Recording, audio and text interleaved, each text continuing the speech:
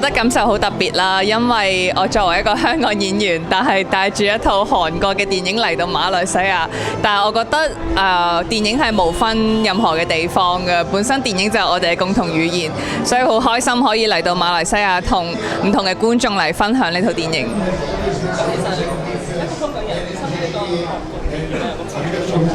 都有㗎，其實我覺得都有文化上嘅唔同啦，但係本身呢一樣嘢都係我嘅角色所要去面對嘅嘢。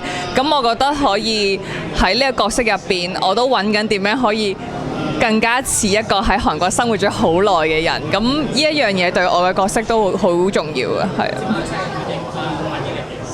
馬來西亞嘅觀眾非常之熱情，亦都係我第一次嚟馬來西亞。